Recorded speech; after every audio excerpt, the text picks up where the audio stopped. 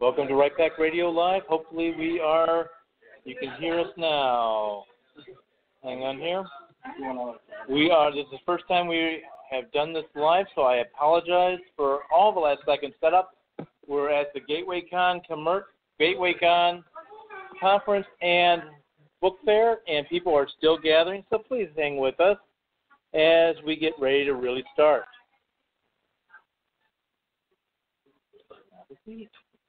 Okay, I'll go. Okay. And making sure, hopefully, everything is going correctly. We've been getting ready for this, but unfortunately, we have been having some issues. So, I know I'm on the radio. I'm also hoping that we have the microphone working. Problem is, we couldn't get the YouTube to work, and I spent the last 2 hours working on the YouTube broadcast. I haven't been able to test those. Forget the tripod. We don't need it. We can't use it. Is this mic on your show? Yes, this is the mic I use normally. Cool beans. I didn't think so. That's good for books. Yeah, books and everything else. Okay.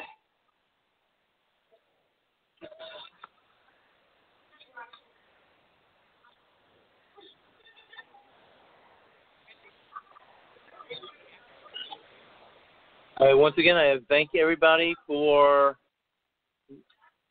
taking time and waiting for us as we do this live. Just put that somewhere else. Don't care about it. Can't get it to work. Okay. Yes, I'm very frustrated with YouTube. I'll deal with that later. By the way, in case anybody ever wants to do a live YouTube chat, I have learned the hard way. You've got to download various software, get the software to work, integrate with the computer, and I spent 2 hours, and it's still not working yet. So, and I'm very computer illiterate. We need someone to do this live. Yeah, but then you got to pass the phone around. Okay. So, hang tight here. Hopefully we are live. We also have a phone going here.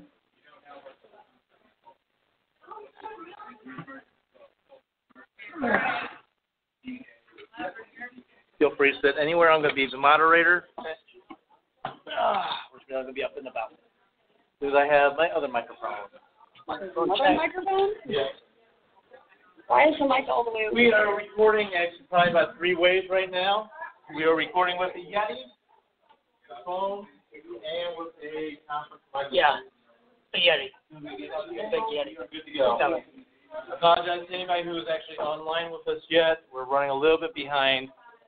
Have you ever been to a conference? That's normal. So, is there a microphone over Let's check. Test that. This is one I'm going to be using. Hey, join us for Right Back Radio back here.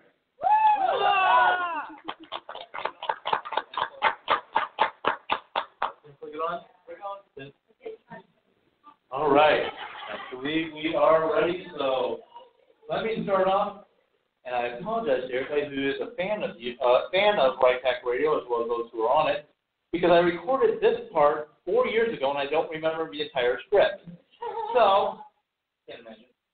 So let me go ahead and just start off the normal way of writers, agents, and publishers. For the first time, good first press, find themselves lost in the maze of mystery and technology changes the publishing industry. Searching for answers, the group of writers using pop culture, humor, and passion. This is the Right Back. Yes, I know. I abridged that, but no, we have to do this. It's normally done by Meredith Day. We have a piano. Oh. My mom gave us a piano chop. So, for those who have never heard a Right Back Radio episode, who know nothing about us, the opening actually really does tell you who we are. We are a group of writers at all levels. Some of us are published through traditional, some of us are self-published or indie published. Some of us are still breaking in. We study what the writing industry is like. Every episode there's something to do with writing. It is either about the industry, about creating characters, creating settings, symbolism, you name it. Also, too, how the tropes work and how they have failed. And I'm just trying to pull the cord here so nobody trips over it with me. We also always open up with an introduction of each of the speakers because this is always a round table. And I know sometimes voices are a little hard to identify, but nevertheless. With that, I am going to go ahead and start off. I am David Allen Lucas, the producer and president of Waynefield Media, who puts on Right Back Radio. I am a published author. I do have some short stories out there. These are now out of print. Can't get to them. I've also had poetry published, and I have written a lot of articles on self-defense and writing fight scenes. Why? I'm a fourth degree black belt. And sadly, I've had to use my art way too many times. But I do try to bring the real life, everything, and I'll normally say I write crazy things. I am working on something, but I have learned that I like Ernest Hemingway and the fact that as soon as I start talking about it, it goes away. So I'm not going to talk about it. With us today is my lovely co-host. Hello, everyone. My name is Kathleen Kayende. I write fantasy, horror, sci-fi, and speculative fiction blankets, all sorts of lengths. I currently have a short story out in Nightmare magazine called You Will Always Have Family Is Cryptic. You can check it out online. I also publish romance under the name of Second Leader, and I'm part from Amherst Writers and Artists Workshop. And the rest of our panel. Okay, hey, my name is Chanel H.N. I write stuff. Yes.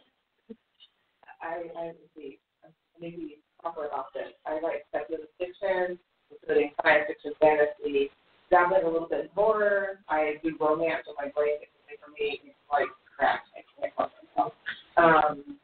And I am going through a literary phase right now. We're feeling into that.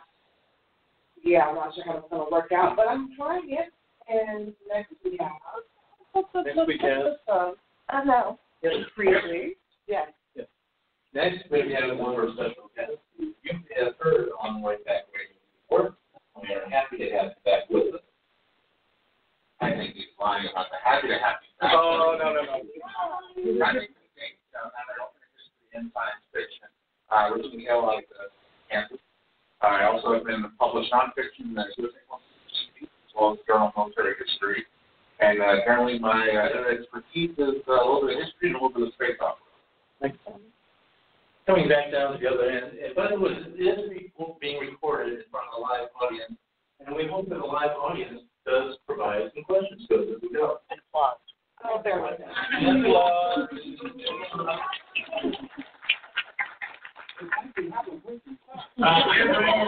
I am the author of The Iron Chronicles, which is a young adult steampunk. I have several short stories out, and definitely be on the lookout for the doomed light of the majestic, for somebody just covered up. And it's coming soon to be a short story dealer near you. Hello, everyone. I'm Jennifer Silver. I'm a children's book author and illustrator. My self-published fantasy novel, Broadcaster, is available at the very con. It's just behind you, actually. If you're interested in that. I also have a short story out that you can buy at my table, or if you go to www.broadcaster.com, you can find a link to the Outer anthology where you can read the short story for free. That contest currently going on. If you go on Amazon or Goodreads and leave a signed review on either Broadcaster or the short story Waterford, it's free, by the way. Your name gets entered into a drawing to be featured as a named character in the next short story called Water, or Winkers. Waterford, oh my goodness. Hi! Winkers, which will be coming out hopefully in a couple months, because I don't have the names of all the characters yet. So please check that out and please read the review. And thank you all for coming to meet with us. Okay, next up. Hello, I am Denise Savage, author of the Vodka for the Truly Wicked. I've been a panel member off and on for a while, mostly MIA because nursing school has sold me away. But I'm proud to announce that I have a new release finally, Surrender to the Night. It's available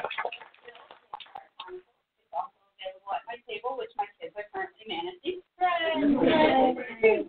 I also, as some of you may know, I have the before and after, so I also write under the name Carrie Lee Williams, which has my 2 children's books with it. So with that, I'll pass it on. Hello, everyone. My name is George Roy. I write science fiction for the young adult reader. My 2 books, Excelsior and Ever Upward Part 2, The Excelsior Journey, are coming soon from Aloris Publishing. I am also an audiobook narrator. You can see samples at my website at speak.it.com. And I'm also the proud president of the Missouri Writers Guild. Yes. And our final, and this is his first time ever being on here. And I just have to say, I feel like this whole conference has been like a giant fanboy because like I just been kind of following along behind David and Brad, and I love the show, and I feel like it helped make these 2 books possible. So thank you. Yeah, no. And it's 2 books that you can't see because if you're listening online, you probably can't. Yeah, we don't have YouTube library. I am currently the author of 3 things. One just came out today, but I have Rainspell, which is the first of a fantasy trilogy, and I have The Great Isleta, which is a dark fantasy, and I also have today came out The Trombonist of Months, which is my first short story published. You can find them all on Amazon. Oh, yeah, apparently I have a name or something. Mm-hmm. It's Ryan P. Freeman. It's not very important, but yeah, it's there. And I currently live in Hannibal, Missouri, and I'm a huge fan of the show. And now I have a mic. So yes, you do. And I am stealing Mike away from you. So, today's episode is going to be about something which I don't care if you're a nonfiction writer or a fiction writer. I don't care how short your work is or how long your work is. We always run into this, the muddy middle. We can always say, and most writers that I know can always picture the beginning. Many of them, can picture the end.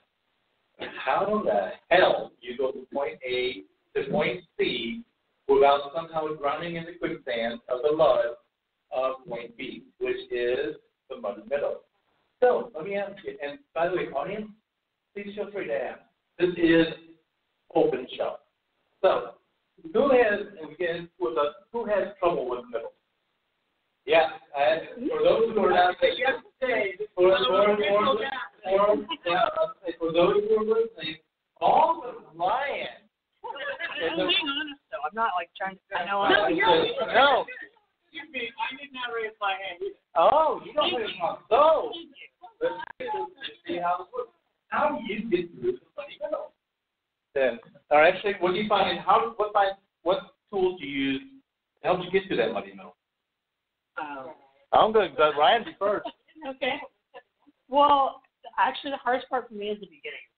I feel like I struggle with the beginning. But when I nail it, when I know this is right, it just starts going.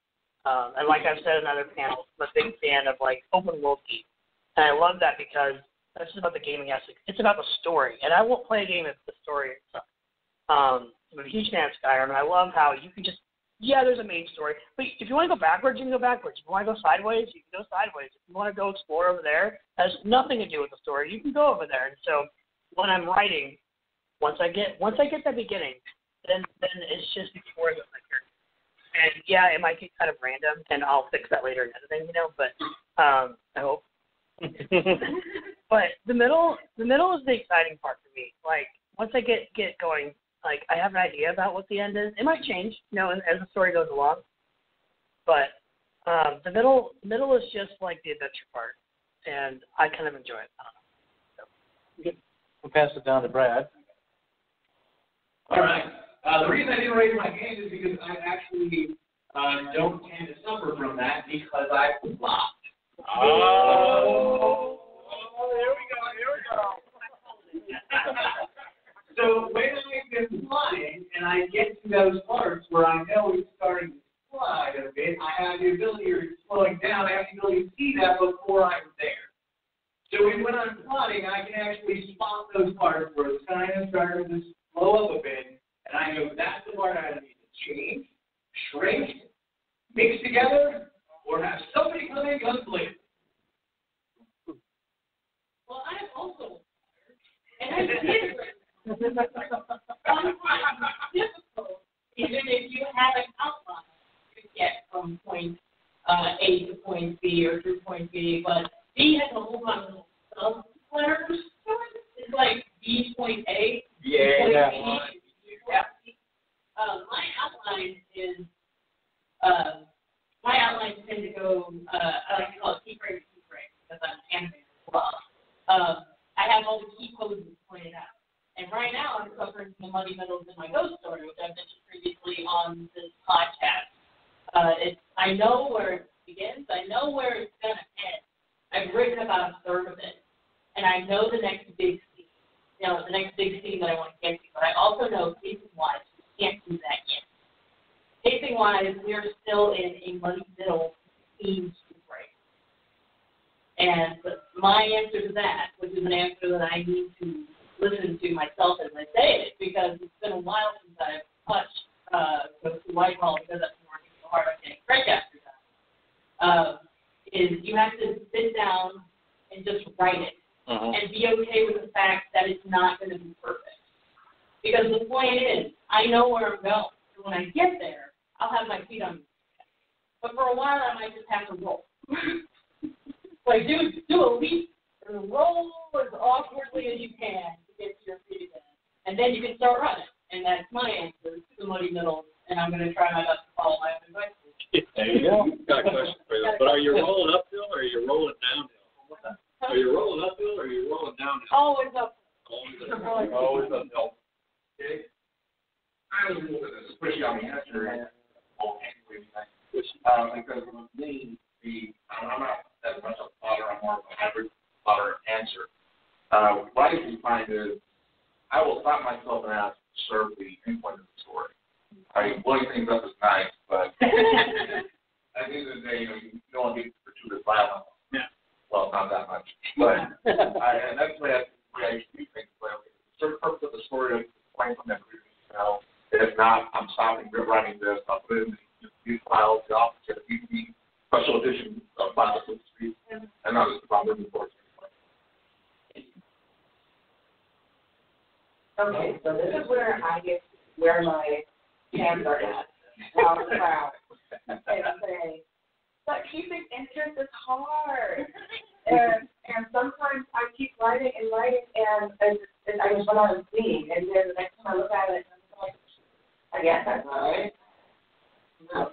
But for me, the difficulty that I have with the muddy middle is literally that I'm an IT, because I'm the person that goes 4 days, and granted, like I have some reasons that I can do that, but I will go 4 days writing nonstop, and then when I stop, I stop. It's over. And if I don't get to a point where I can make myself interested enough to keep it up, keep it moving, that's usually the depth of that story for me. So a lot of the ways that I find to make myself do it is to make myself stop at a point that's interesting enough that I want to keep writing. So, like, if it's like, okay, I know I should stop now, but if I leave myself at this point right before this next little bit of action, I don't want to keep writing. And it's hard. Because usually, like, after 4 consecutive days of writing and 3 in the morning and I'm weeping tears of exhaustion and falling to my keyboard, I don't want to write that. But that's kind of a struggle for me. Well, it's not so much for the muddy middle. Actually, there's 2 things I want to say about this. First off, the trick by Ben Bova, he puts this on his rules for writing. It's not so much for muddy middle, but it's for as you're writing. When you stop mid. The reason why is when you go back and read it, your mind just did exactly what he wants you to do. Your mind fills it automatically and you start automatically writing again. That's one thing. And there's a mystery writer, Brad and I were just talking about it, when Metro with Elmore Leonard, I don't think it was the National Hammett, which is when you get to this point, send somebody in with a gun and kick down the doors. So,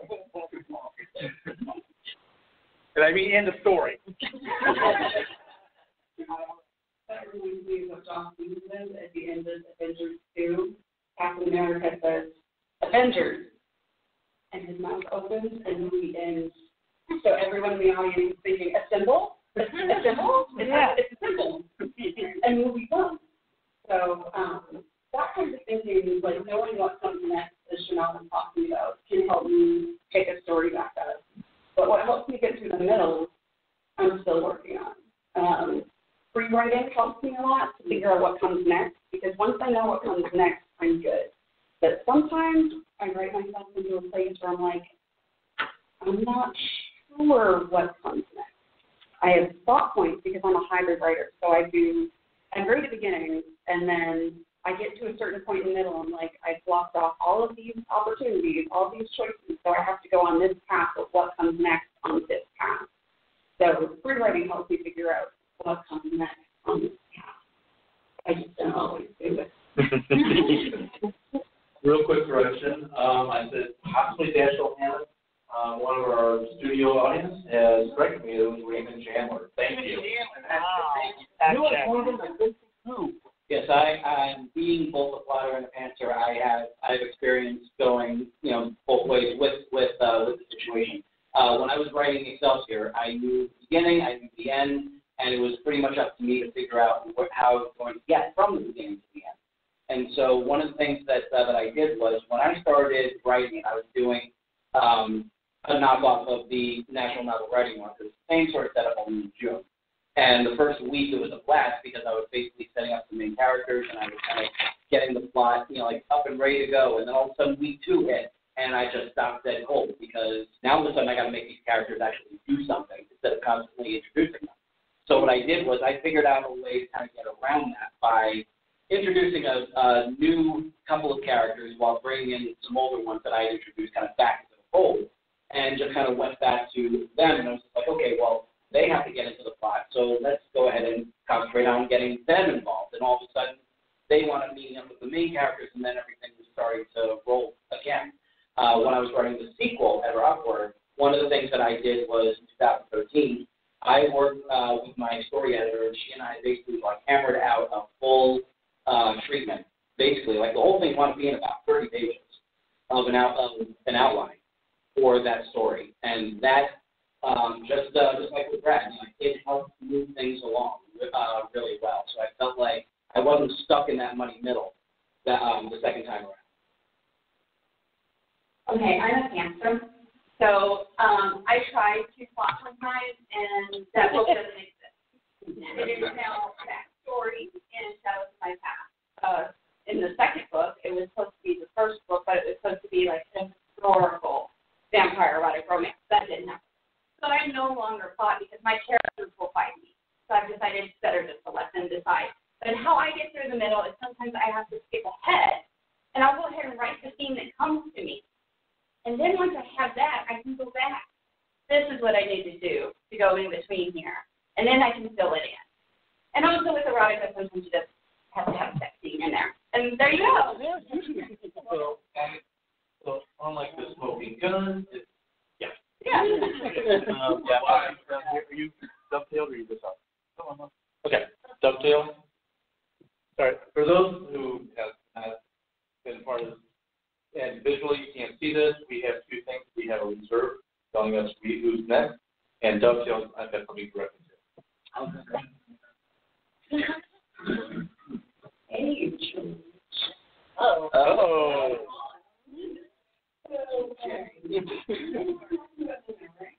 Yes.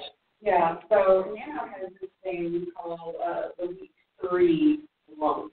Mm-hmm. And it basically recognizes that in week 3, you have all the beginning, euphoria. You have the week 2 where you're starting to complicate things. But week 3 is the slog. It's the middle, and you're not close enough to the end yet to feel like you'll ever make it. You're just right in the middle.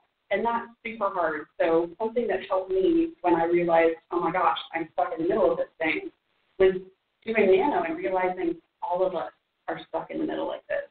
It is a thing that happens to writers. It's completely normal. And week 4 will happen if you just write through it. Excellent. I'm going to say right down here, and then next to all right, and one thing too, I'll just say, they all talk about the answers and flounders and all that. I started off as a pantser, and I turned out the worst mistake That's what I liked. At my old job, I would go months, which I was working 7 days a week, around 7 in the morning till 2 in the morning, wake up and repeat. And yeah, when you go over 7 months like that, between being able to write, your story is dead. So I've been writing the plot, and I'm going to take the plotters on the panel, because you guys actually are going to give me ideas on how to do this. All right. Yeah, so kind of what we're talking about here is actually pacing of your novel. And not exactly, but pacing, I think, actually helps eliminate some of the funny bits. Most books have a beat to them when you read them. We mentioned Elmore Leonard earlier. His books actually have a phasing beat. When you read them, you can almost hear the music going behind you as you're reading along. I, too, write that way. A lot of people have described my books as roller coasters. And by keeping that pace up, and by kind of running through the story at breakneck pace, and yes, I mean, it's still several page book.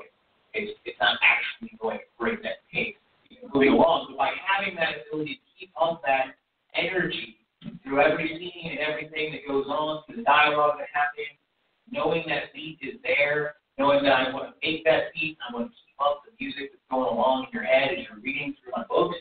I think doing some of these things will kind of eliminate the muddy middles in the sense of you have this pace that you're moving at. You need to keep going, you need to keep pushing. By injecting energy, you don't get those slumps in your books. I really try and avoid them because my audience, if they slump, my audience is young adults, and my audience is actually young YA, which means that I'm actually kind of shooting the chest under the 16-year-old, 18-year-old, which doesn't actually exist as a genre, but some people really love my books. But in terms of that, if there is a kid who is reading my book and they run into a part that's slow and boring, my book gets sent down. And I know this because when I was a kid, I set the book down. So my whole goal when I write is to ensure that no kid is going to put my book down. And by doing that, checking that pace, kind of ensuring all of that, as I plot, I'll see where these kind of slower parts are. I know how to adjust them. And after I've written it, if I find one, I'm going to go back and edit that to try and figure out what I did wrong and where I can make it faster, make it more energetic and more exciting to the reader.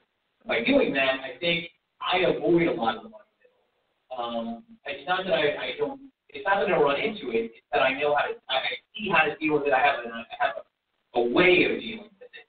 And knowing that I have that in my wheelhouse means that when I run into the money middle, it means that I can kind of get over it more quickly. And I don't like getting bogged down. Amen to that. That's a good question. He's actually been on the show before. I have a question.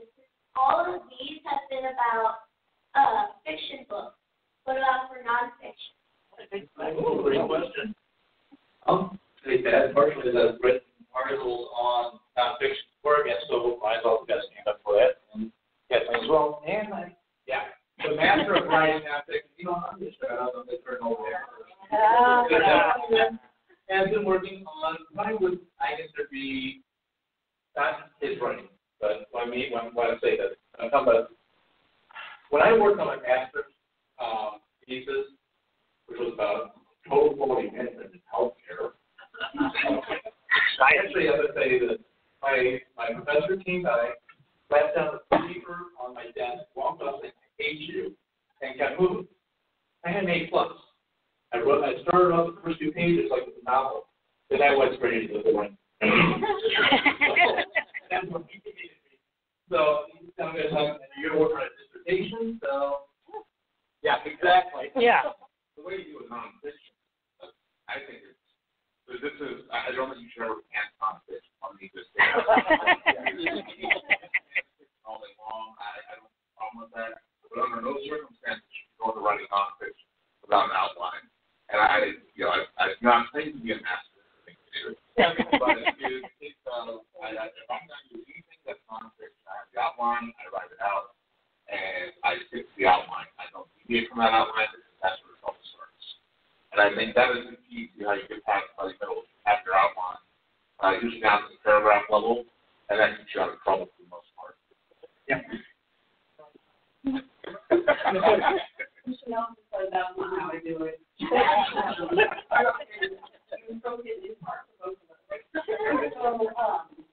I like writing essays. I'm one of those kids who went through school and enjoyed writing expository papers because that's just how I do.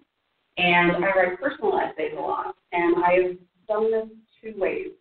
The first way was what I was taught in school. You have an outline, you follow your outline, and in my case, because I'm a hybrid writer and I like to do some exploring in a paper, otherwise it's totally boring, I have what I want to use as reference, and then I go from there. What I started doing since I went to college and was told this by a teacher is following Peter Elbo's method in writing without teachers. His method for writing nonfiction, essays in particular for me, is to begin with free writing. So for those of you who aren't familiar with free writing, it's basically stream of consciousness writing. Whatever comes into your head about whatever topic you set for yourself, you write down. You generally set a timer, write for like 10 minutes, write for 20 minutes, depends on how long. And what he says is to do a free write for 10 minutes on whatever topic you set for yourself. Stop writing at 10 minutes, read through it, find the lines that are interesting to you, use those and write again for 10 minutes. And you do this about 4 times. And by the end of that free writing period, you know exactly what you want to say. You have written exactly what you want to say. All you do is basically go back through the writing you've done, and you cut and paste, and then you make it great. So that is a way that I absolutely love nonfiction, and it completely removes the whole muddy middle concept, because the entire time you are writing, and you don't have to think too much. And when you're done, you have something awesome. Or presented to your professors. So the way that I did this in college, because I tried really hard plotting. I really did. And they came out so flat. And they're like, you make some good points here. I'll give you a B-. That is not acceptable. So I have that for me. Just me. I'll give you great right now.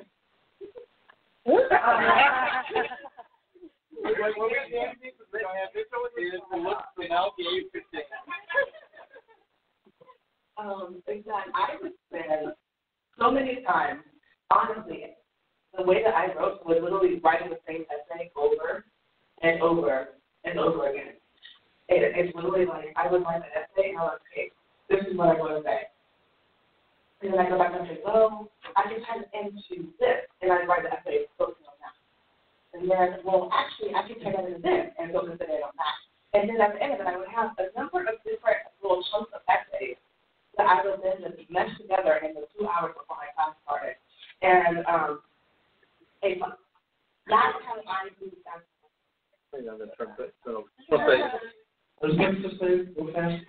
There's a method similar to what you described as for fiction as well that included in my slides. When we get back to fiction, I'm going to bring that up. Oh, snowflake. And no, it's not the political terminology. And I was basically just created your element that I talked about. That's fine. There we go. Love it. Okay. I like to switch out between fiction and nonfiction because I feel like it keeps my mind fresher. And one of the 2 favorite nonfiction books I think I ever read. One was Blue Like Jazz, which was a really formative book. And it's nonfiction, but he's still telling the story. And I've seen it whether you're reading history, whether you're reading memoir, whatever. You're still telling the story. Even if it's a paper, I think you're still telling the story. The structure is there. And so with that in mind, you're not so much divorced from one or the other because it's good art or it's not, And then the other thing I want to throw in is voice, power voice. If you're writing about something you're actually passionate about, it's going to come through. One of my favorite historians, Susan Wise Bauer, wrote a wonderful trilogy on history from ancient to just pre-modern. Because you can tell she's actually interested and not just regurgitating facts. It's incredible. It's funny. It's with it. You can tell she's got a mind behind it, not just reciting facts. And that's what made me read 3 books thicker than mine on history. Yeah, it's like someone says a doorstop, right? Glared at him. So I was like, no one has a problem with Dune, and that's bigger than mine. So you know what? Step off. Nobody complains about war remembers. Thank you. I'd say. Yeah.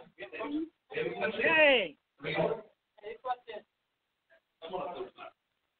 And we'll wrap up for the audience in the corner. Appreciate it. Yeah. So how many of you use music to help you guys? Okay. Now you stream. I think we all just raise our hand. Yes, we all can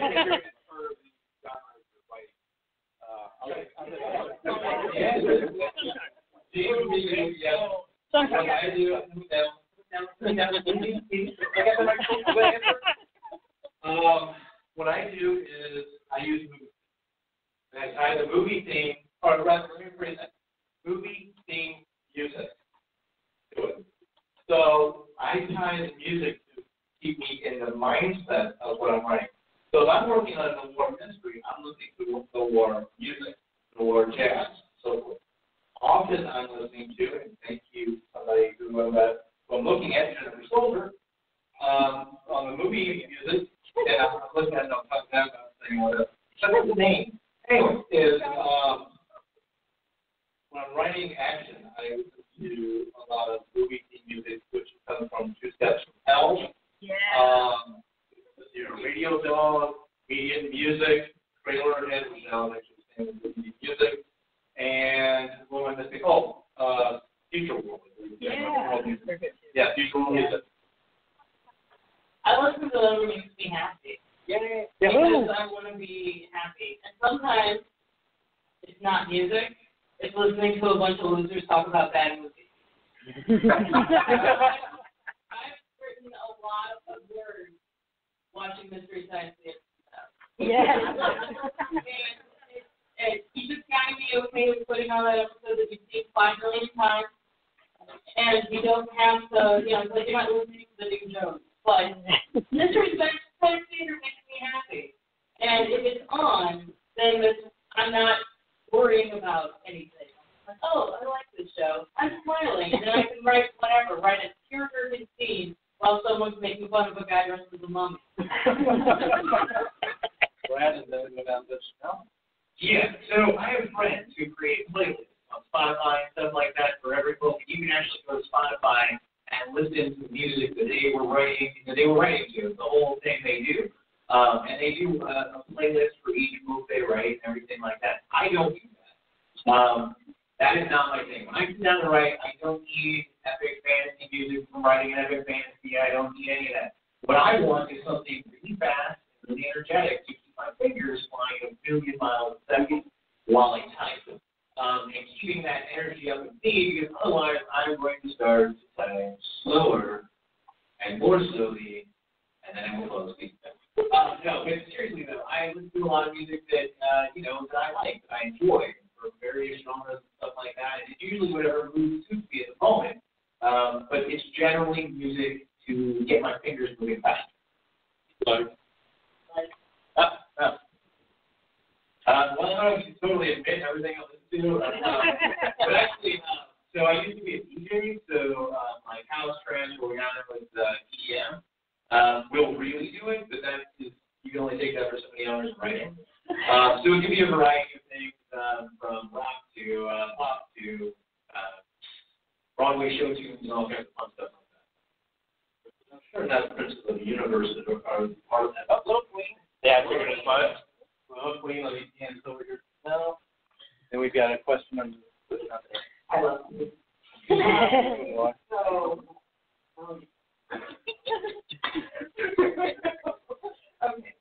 So music, I don't know for those of you who didn't understand. I'm a little weird the way that I write, and specifically writing because I have to find a song, and a lot of times the songs I listen to and the mood it evokes is what informs the writing of the song. So I can find this one song, and it can have nothing to do with what I'm writing, nothing at all. For example, I was writing a very old Southern context feeling story about my daddy and his daughter. And I was listening to this really upbeat song like Canyon Disco called Golden Days. Yeah. It had nothing to do with the story, but the feeling that it made in me just brought that story to mind. I could be listening to my iPod on shuffle, and I would hear that song, and boom, I was in the mindset of that story.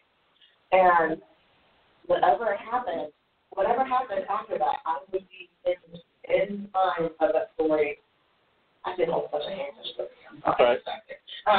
Director, producer will stop making hand gestures. Go ahead. So the story informed my music, and I've had that happen. Numerous short stories that I've written in 3 hours before they were due. I'm that person. I would sit down and I would say, this song feels like this. I can close my eyes and I can see the snow on the ground. I can see this, that, and other. And it just goes. The story just goes. And so I can have a playlist right now on Spotify. No, I find that one song, that story feels like. And I listen to it all loop it. And then, like, almost like catharsis. Yeah. And the story's done. And I go back and I read it, and I'm like, no, I don't see anything about the lyrics in this story, but I get that feeling. I get the same feeling from the story as I get from the song, somehow. I don't know. It's quick, though. We do have a question. Yeah. Okay. It's quick. I have 2 albums that play in my car. They get me in the mindset of specific stories. So if you ever hear me, well, if you were in my home and saw me get home after driving for work, listening to Beyonce's Beyonce album with a really intense, potentially angry look on my face because I am deep in story mode. And woe to you if you talk to me before I get to my computer because I am not there. I can say things, but I am not paying attention. I am completely immersed in the story world. So that's a wonderful thing. Just get home and write. It's super helpful. Very much so. Actually, I'm trying to coming over here. I'm going to add you something before. I listened to this music before right now. And I didn't used to do this. But because I've had such an issue I've been dealing with, I now play the song War from Rocky. Yeah. And then I started thinking, I'm going to war with my music. Time to wake them up. So with that. It's still music related, but I was wondering if anybody ever gets to where the words of the song are actually blocking you from putting words on the page. Yeah. I get really bad at that. I used to be really bad at that. In fact, that's why when I talk about music that I listen to, nothing has lyrics. It's all theater music. Theater style music. Whichever. It was so when I first started writing, I had a real problem. I couldn't listen to anything that had words in it because I started singing along. I'm no longer typing. If I'm typing the lyrics. Like, okay. So yeah, I actually did switch over for a while to doing just music that had no. That's why EDM and club music like that was fun too. There is words you don't even. But it is something. Now that is not the case. Now I can just block that out. It's just you. I'm fully immersed in my story, and sometimes I'm like the Spotify ad. I recommend music you know really, really, really, really well, or music you've never, ever heard before. By an artist that makes you like, because I'm all about what do you like. If I put on something that makes me smile, if I put on, the Fall Out Boy discography, I know every word of that, and I can enjoy it without having to really, jump into it. But if that's distracting me because I'm busy imagining my main character breaking his car on stage then maybe I'm going to put on, I just bought Capital Cities online because it was like $5. So it's like, maybe I'll put on Capital Cities. I haven't memorized them yet, but I like their sound, and I can't be distracted by the words that I don't. Yeah, sometimes I'll pop myself in the face with my microphone. And then I'm going to come down here to James, and we'll go pass the microphone down and let everybody know we've got only a couple more minutes, and then we need to wrap up because Brad is ready to beat me with a sword. Yeah. Right after Right Back Radio is our sword fight. So, Right Back Radio. Yeah. I thought they were going to joke about our pancakes. what I found was, after the first interrogation, I not listened to it. Hamilton, there's a couple other schools I not listen to. Because you start, going to see the musical in your head, as opposed to what you're working on. It's kind of hard to just based on what we're talking about.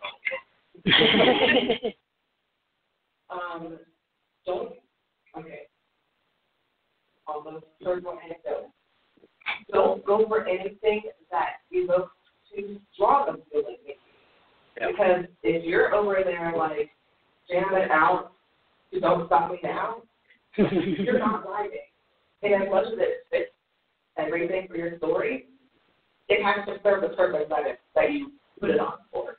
So, come on, Rachel. Yep.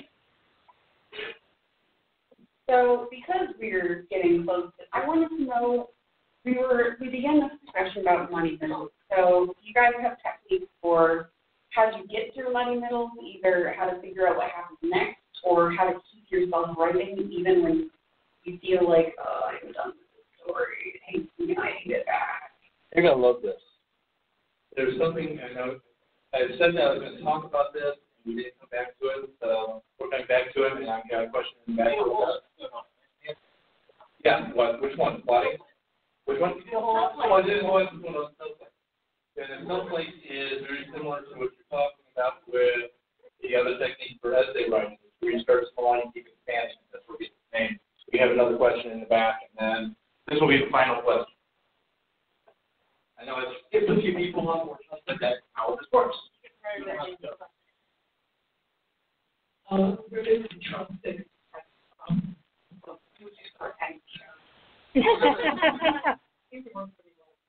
Major or minor character in a movie story. How good idea that is. Yeah.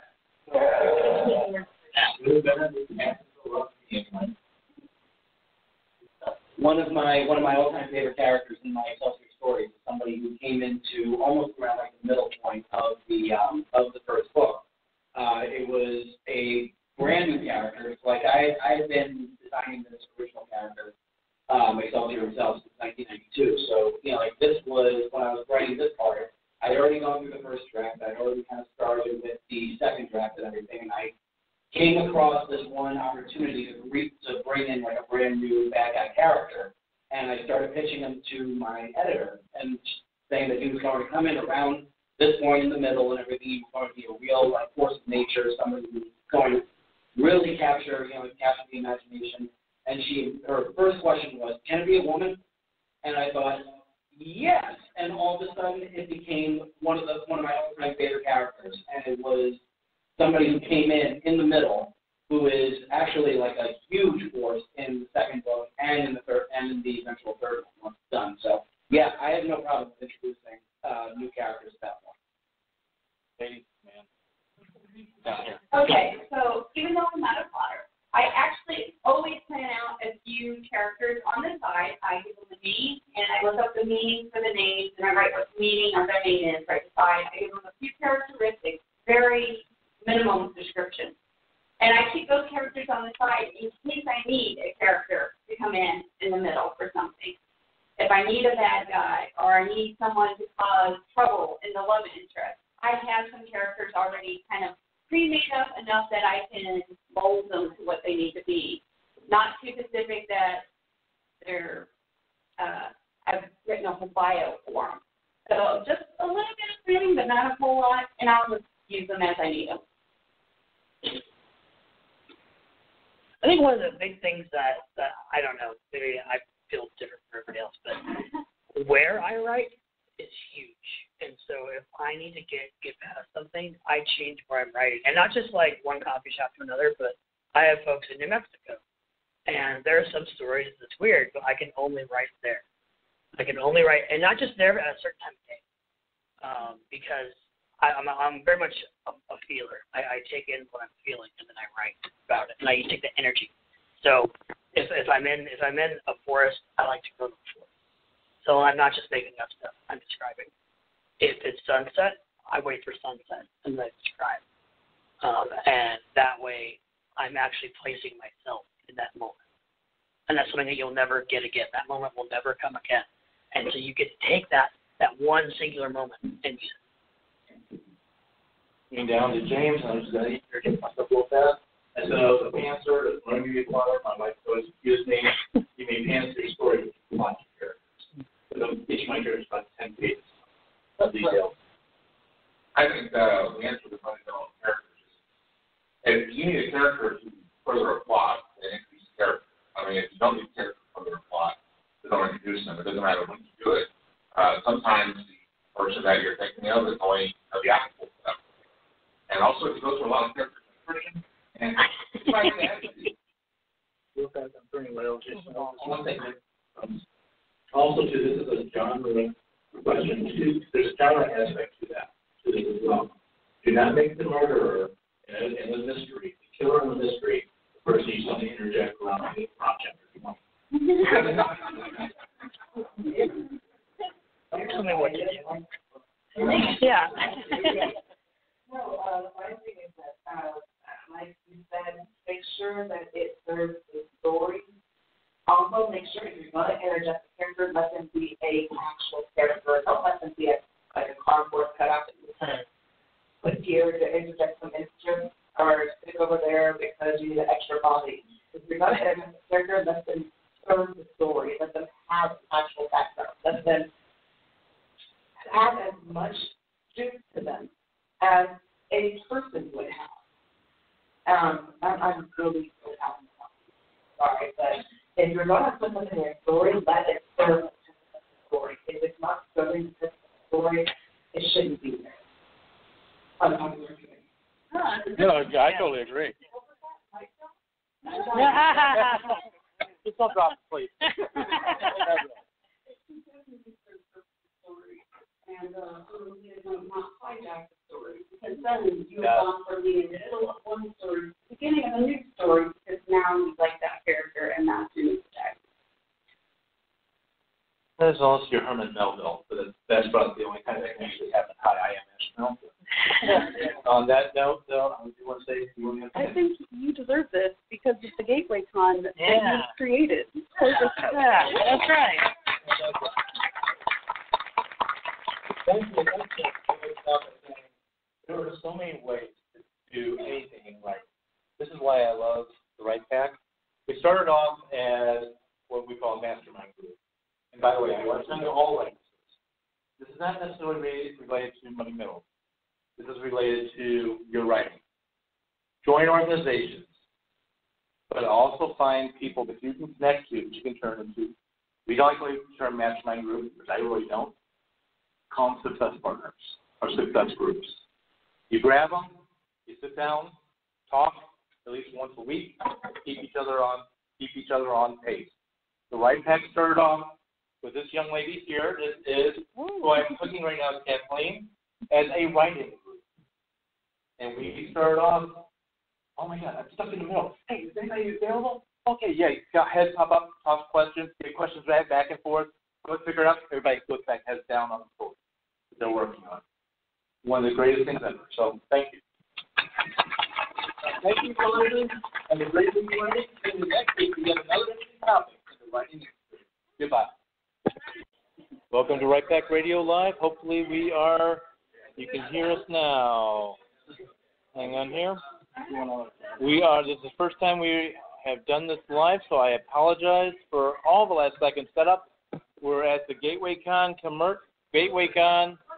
Conference and Book Fair, and people are still gathering, so please hang with us as we get ready to really start.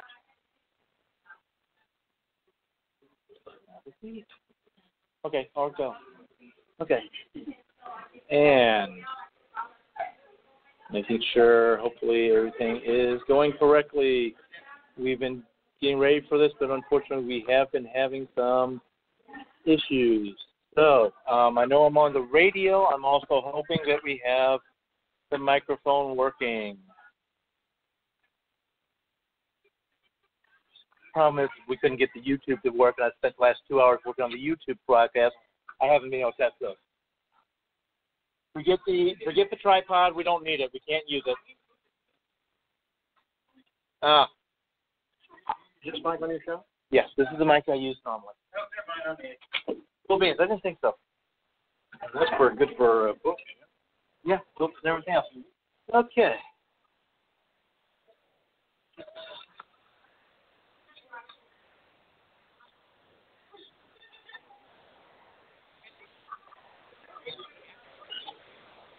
Once again, I thank everybody for taking time and waiting for us as we do this live. Just put that somewhere else. Don't care about it. Can't get it to work. Okay. Yes, I'm very frustrated with YouTube. I'll deal with that later. By the way, in case anybody ever wants to do a live YouTube chat, I have learned the hard way. You've got to download various software, get the software to work, integrate with the computer, and I spent 2 hours. And it's still not working yet. So, and I'm very computer illiterate. We need someone to do this live. Yeah, but then you got to pass the phone around. So, hang tight here. Hopefully we are live. We also have the phone going here.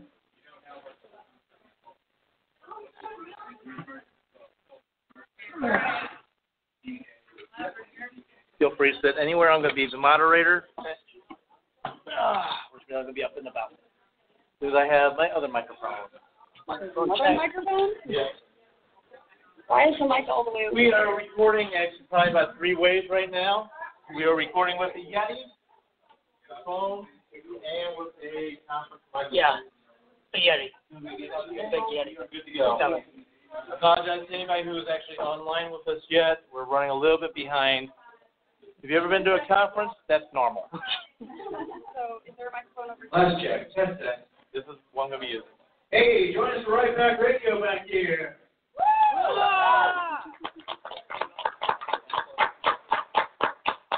Click it on.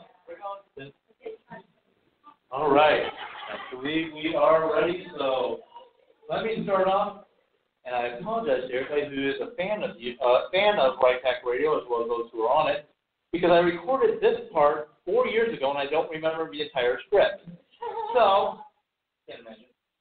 So let me go ahead and just start off the normal way of writers, agents, and publishers. For the first time, good for press, find themselves lost in the maze of mystery and technology changes the publishing industry. Searching for answers, the group of writers, using pop culture, humor, and passion. This is the Right Back. Yes, I know. I abridged that version. You know, it's always done by Meredith Tate. We have a piano. Oh, My mom gave up saying to see piano chop. So, for those who have never heard a Right Back Radio episode, who know nothing about us, the opening actually really does tell you who we are. We are a group of writers at all levels. Some of us are published through traditional. Some of us are self-published or indie published. Some of us are still breaking in. We study what the writing industry is like. Every episode has something to do with writing. It is either about the industry, about creating characters, creating settings, symbolism, you name it. Also, too, how the tropes work and how they have failed. And I'm just trying to pull the cord here so nobody trips over it with me. We also always open up with an introduction of each of the speakers because this is always a round table. And I know sometimes voices are a little hard to identify, but nevertheless. With that, I am going to go ahead and start off. I am David Allen Lucas, the producer and president of Wayne Field Media, who puts on Right Back Radio. I am a published author. I do have some short stories out there. They're now out of print. Can't get to them. I've also had poetry published, and I have written a lot of articles on self-defense and writing fight scenes. Why? I'm a fourth degree black belt. And sadly, I've had to use my art way too many times. But I do try to bring the real life, everything, and I'll normally say I write crazy things. I am working on something, but I have learned that like Ernest Hemingway and the fact that as soon as I start talking about it, it goes away. So I'm not going to talk about it.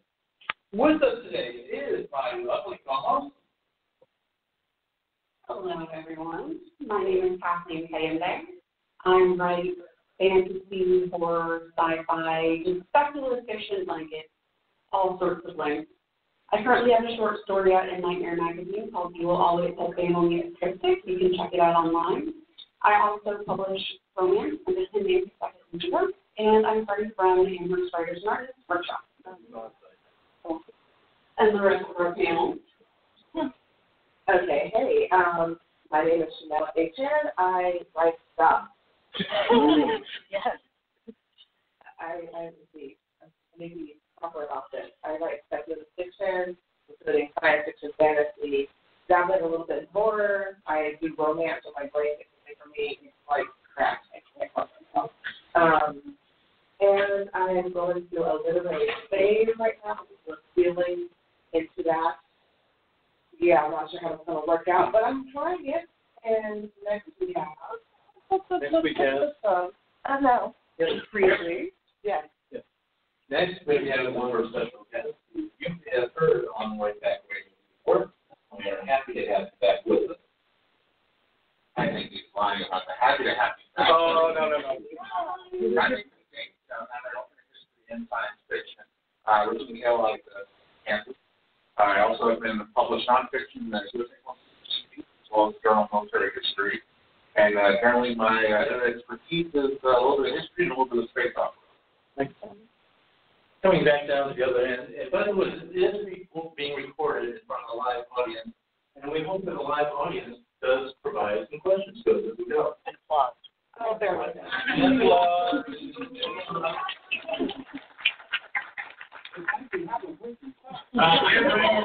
I am the author of the Iron Chronicle, which is a young adult steampunk. I have several short stories out, and definitely be on the lookout for the doomed light of the majestic, for somebody just covered up. And it's coming soon to be a short story dealer near you. Hello, everyone. I'm Jennifer Silver. I'm a children's book author and illustrator. My self-published fantasy novel, Bright Cancer, is available at the very con. It's just behind you, actually, if you're interested in that. I also have a short story out that you can buy at my table, or if you go to www.brightcaster.com, you can find a link to the anthology where you can read short stories for free. As concepts currently going on. If you go on Amazon or Goodreads and leave a signed review on either Breadcaster or the short story Waterford, it's free, by the way. Your name gets entered into drawings to be featured as a named character in the next short story of Water or Winters. Waterford, oh my goodness. Winter, which will be coming out hopefully in a couple months because I don't have a name for all the characters yet. So please check that out and please read the review. Thank you all for coming to meet with us. Okay, next up. Hello, I am Denise Savage, author of the Vodka for the Truly Wicked. I've been a panel member off and on for a while, mostly MIA because nursing school has sold me away. But I'm proud to announce that I have a new release finally, Surrender to the Night. It's also available at my table, which my kids are currently managing. But I also, it's something you may know, I have the before and after, so I also write under the name Carrie Lee Williams, which has my two children's books. Was it? So with that, I'll pass it on. Hello, everyone. My name is George Roy. I write science fiction for the young adult reader. My two books, Excelsior and Ever Upward Part 2, The Excelsior Journey, are coming soon from Aloris Publishing. I am also an audiobook narrator. You can see samples at my website at eatgotit.com. And I'm also the proud president of the Missouri Writers Guild. Yes.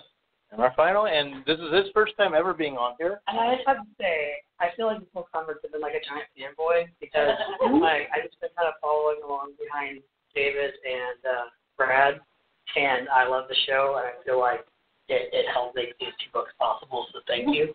Yeah, no. And it's two books that you can't see because if you're listening online, you probably can't. Yeah, we don't have YouTube library.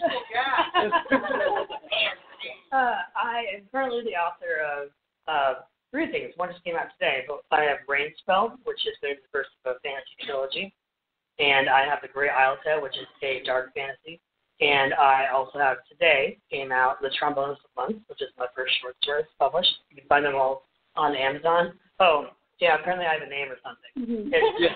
It's Ryan P. Freeman. It's not very important, but yeah, it's there. And I currently live in Annabelle, Missouri, and I'm a huge fan of the show. And now I have a mic. So yes, you do. And I am stealing mic away from you. So, today's episode is going to be about something which I don't care if you're a nonfiction writer or a fiction writer. I don't care how short your work is or how long your work is. We always run into this, the muddy middle. We can always say, and most writers that I know can always picture the beginning. Many of them, remember, can picture the end. But how the hell do you go from point A to point C without somehow drowning in the quicksand of the mud of point B, which is the muddy middle?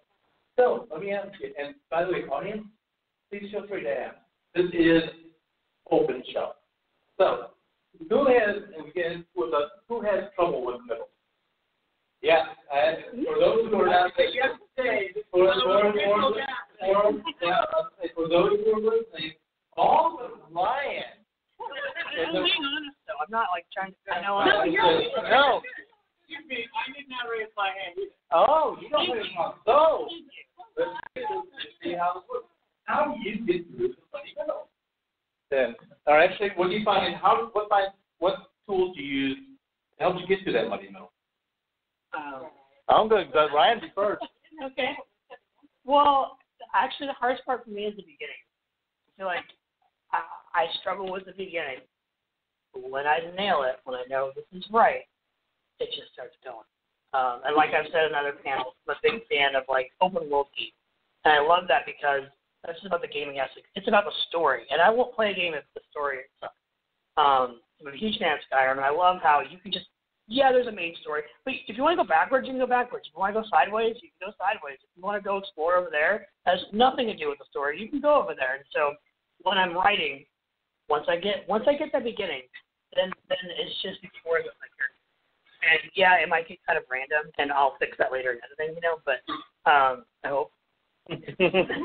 But the middle is the exciting part for me. Like once I get going, like I have an idea about what the end is. It might change, as the story goes along. But the middle is just like the adventure part, and I kind of enjoy it. I don't know. So. We'll pass it down to Brad. All right.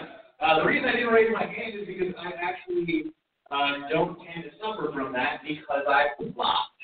Oh, here we go. So when I've been flying and I get to those parts where I know it's starting to slide a bit, I have the ability of slowing down. I have the ability to see that before I'm there.